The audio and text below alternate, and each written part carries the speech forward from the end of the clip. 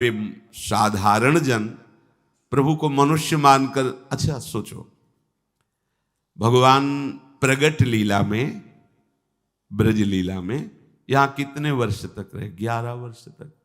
11 वर्ष बच्चा ही तो होता है। और एक से एक, ऐसा नहीं कि नवीन गोपियां हैं जिनके परिवार में वर्णन हुए, बच्चे कुछ गोपियां खिला रही थी, सब आसक्त चित्त, ये सब बड़े बड़े महात्मा हैं। और प्रभु कितने हैं? 11 वर्ष। चीरहरण लीला 7 वर्ष, 7 वर्ष के बच्चे। ये क्या लौकिक बातें हैं?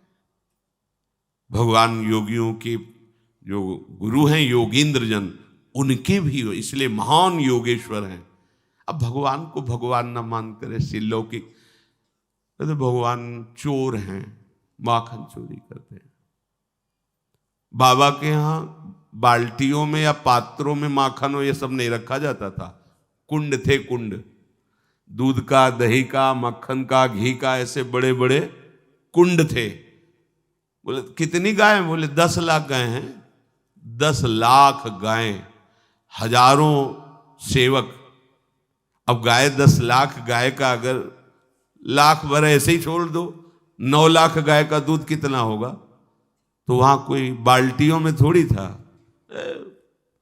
खार, दूध दही के खार, बड़े बड़े तालाब जैसे, ऐसे घी के, मक्खन के, और रोज ताजा मक्खन निकलता था।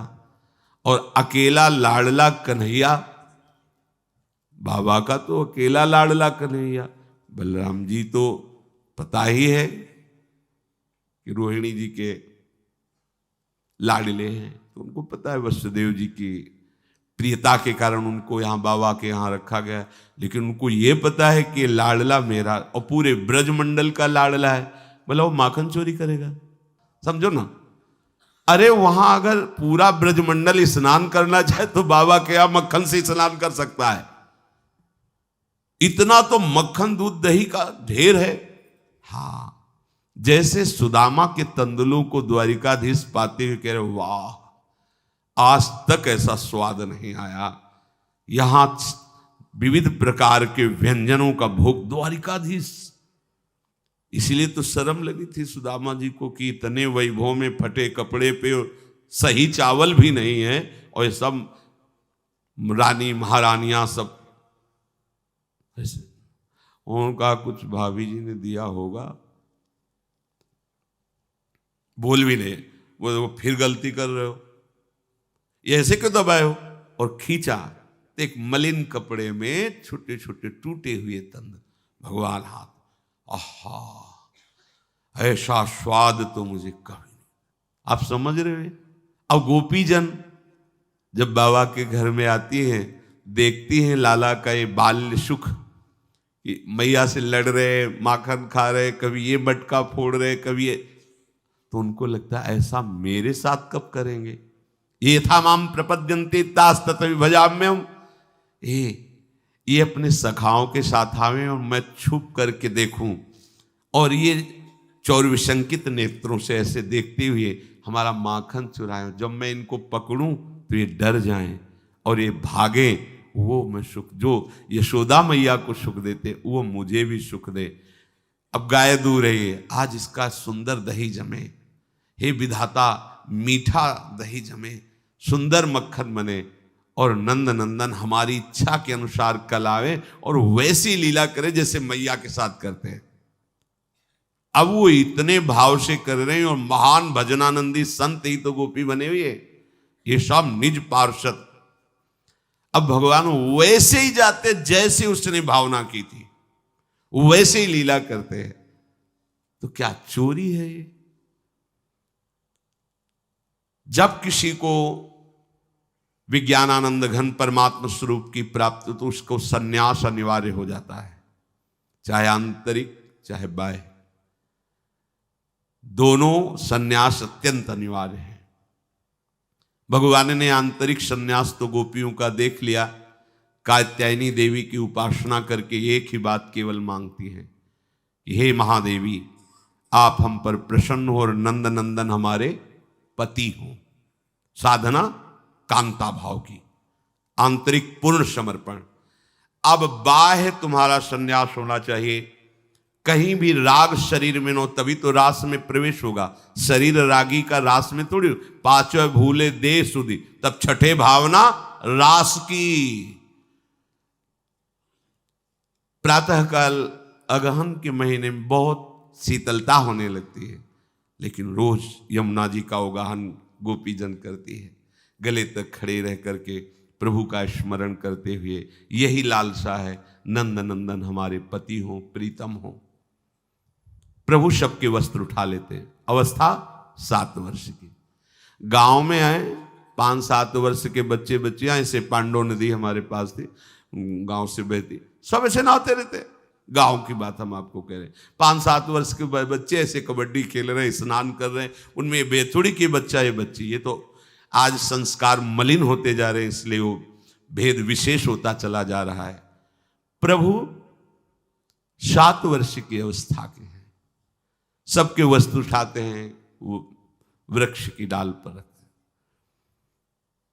गोपी जनों को पता चला, उन्होंने कहा देखो तुम नंद बाबा के लाडले हो, तुमको ऐसा नहीं करना चाहिए। हम सब ठंड में यमुना जी के जल, आप दोनों बाबा से कह देंगे, कोई फर्क नहीं पड़ा।